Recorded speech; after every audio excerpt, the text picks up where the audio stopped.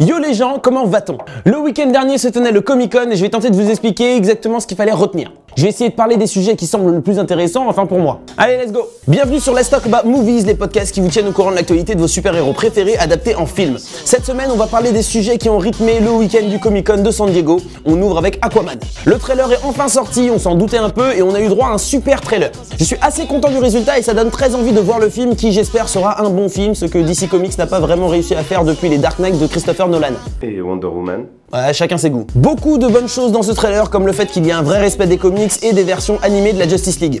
Des plans ultra badass, beaucoup d'effets spéciaux, mais en même temps on s'en doutait un peu. Difficile de faire un film sur le monde aquatique avec des gens qui parlent sous l'eau, qui nagent plus vite qu'une torpille sans faire un petit peu de CGI. Personnellement, je vois un vrai parallèle entre ce film et le film animé Justice League Throne of Atlantis. C'est vrai qu'ils ont vraiment copié dessus en sachant que c'est le même personnage avec la même histoire, les salauds. Ne sois pas désagréable. Mais au niveau des plans, c'est vraiment un copier-coller avec le sous-marin ou les plans de Black Manta. Je suis un gros fan de Jason Momoa et j'aime beaucoup ce qu'il a fait du personnage, donc j'ai hâte d'en voir plus. Ce qui sera cool dans ce film, c'est qu'on va vraiment découvrir un tout nouvel univers chez DC Comics avec les 7 royaumes du monde sous-marin et les différentes civilisations qui vivraient juste en dessous de nous.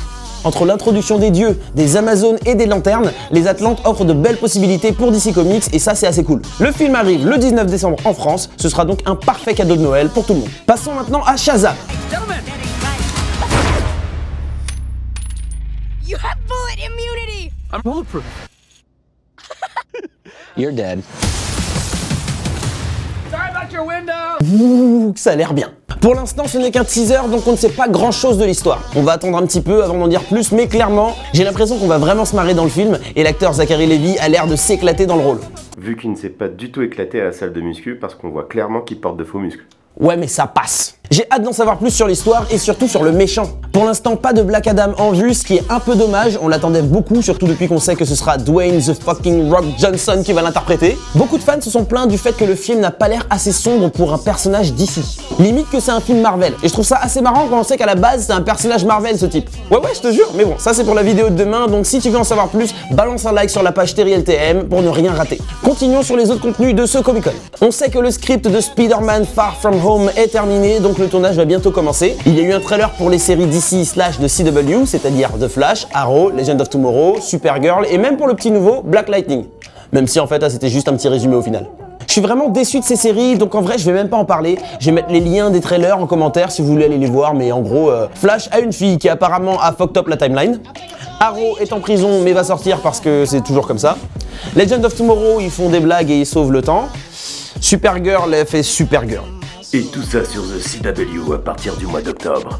Voilà. Du coup, au niveau des séries Marvel, on a eu un teaser pour Iron Fist qui se bat, donc du coup on s'en fiche un peu. Ouais, le mec sait se battre, on est au courant, mais déjà je dois avouer que je ne me remets toujours pas de la fin de Luke Cage qui j'ai trouvé absolument nul. Sinon, il y a eu un sublime trailer pour les Animaux Fantastiques 2 qui nous montre un peu plus les enjeux de ce second volet. On en apprend plus sur la relation entre Dumbledore et Dragono et surtout sur la mission que le professeur va donner à son ancien élève. On a la confirmation que Croyance est vivant et va travailler dans un cirque. En effet, un sorcier qui se cache dans un lieu plein de phénomènes paranormaux, il pourrait passer inaperçu. Mais on se doute bien que ça va pas se passer comme ça. Le casting original est de retour, donc ça c'est cool, avec de nouveaux personnages comme le frère de Newt ou encore Nicolas Flamel en chair et en os. Enfin presque. Oh, Nicolas Flamel. Jacob Kowalski. En parlant d'os fragile, le trailer de Glass est sorti. La suite de Split est incassable par M. Night Shyamalan, un film qui est limite le plus attendu de tout le Comic-Con après un trailer clairement fou.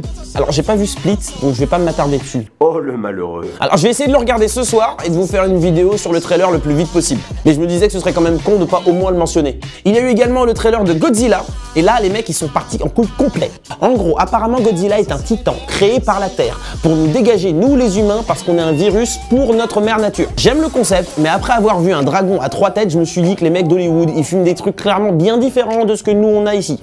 Ah, t'as des adresses? Parce que j'ai une soirée samedi. Ouais, non, on reparle après. Ouais, c'est mieux. J'irai sûrement le voir parce qu'après tout, il y a Millie Bobby Brown de Stranger Things dedans et que j'adore cette petite actrice. Et puis c'est des monstres qui vont tout casser, donc moi je dis oui perso. C'est vrai qu'après le premier Godzilla, Pacific Rim 1 et 2 et Rampage, on peut s'attendre à de la grosse qualité scénaristique. Mais on s'en fout du scénario, il y a des monstres qui cassent tout.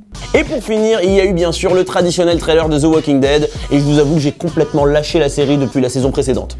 Moi je trouve que cette série est morte. Vivante. Morte vivante parce que...